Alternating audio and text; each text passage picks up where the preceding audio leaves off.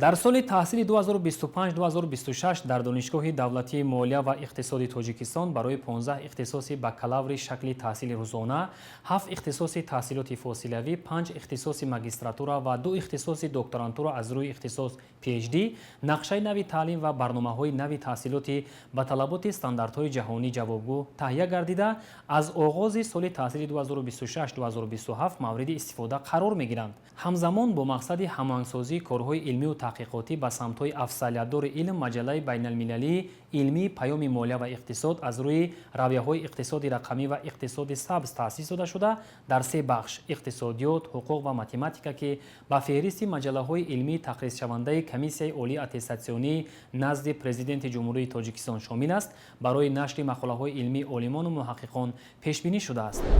яке аз дастовардҳои назарраси соҳаи маориф ва илми ҷумҳурии Тоҷикистон дар замони соҳибистиқлолӣ таъсиси донишгоҳи давлатии молия ва иқтисоди Тоҷикистон мебошад, ки дар он омодасозии мутахассисон аз рӯи самтҳои гуногуни соҳаи молия, бонкдорӣ, иқтисод, технологияҳои инноватсиониву коммуникатсионӣ, зеҳни сунъӣ, иқтисоди сабз, фаъолияти гумрукӣ, андозбандӣ ва ҳуқуқи иқтисодӣ бо назардошти талаботи замони муосир ба роҳ монда шудааст. Ин муассисаи таҳсилоти олии касбӣ дорои 7 факултет, 20 кафедраи тахассусӣ ва 9 кафедраи умуми донишгоҳӣ мебошад. Ин нукта зимни ҷанбасти натиҷаҳои фаъолият дар 6 моҳаи аввали соли 2026 таъкид гардид. иттилоъ дода шуд, ки ба ҳолати 1 июли соли 2026 бе назардошти хатмкардагон шумораи донишҷӯён 6072 нафарро ташкил медиҳад, ки онҳо дар шакли таҳсили рӯзона, фосилавӣ ва таҳсилоти олии дуюм ба таҳсил фаро гирифта шуданд. дар соли 2026 донишгоҳро 1959 нафар донишҷӯён хатм намуда, аз ин шумора 83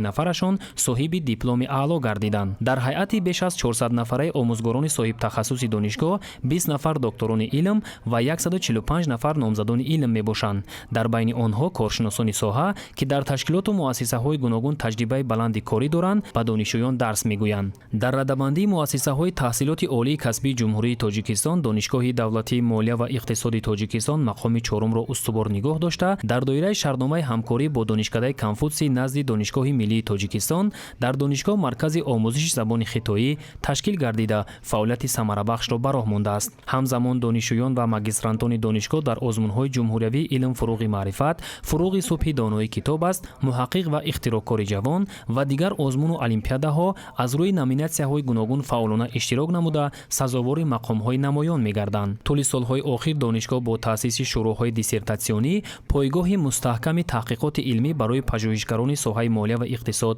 ба шумор меравад. натиҷа ҳамин аст, ки дар 6 моҳаи аввали соли 2026 тавассути фароҳам овардани шароити мусоид 10 нафар рисолаи номзадӣ ва 1 нафар омӯзгор рисолаи докторӣ дифоъ намуданд. дар ин давра донишгоҳ барандаи 6 ҷой дар олимпиадаи фаннӣ миёни муассисаҳои таҳсилоти олии касбии кишвар гардида, мақоми чорумро ишғол намуд. ҳамин тариқ иштирок дар лоиҳаҳои илмӣ, таҷрибаандозиҳо дар хориҷи кишвар, омӯзиши забонҳои хориҷӣ, истифодаи самарабахш аз парки технологӣ, захираҳои рақамӣ ва маҳфилҳои илмӣ барои рушди зеҳнии донишҷӯёни соҳибзавқу лаёқатманд дар ин муассисаи таҳсилоти олӣ фароҳам оварда шудааст.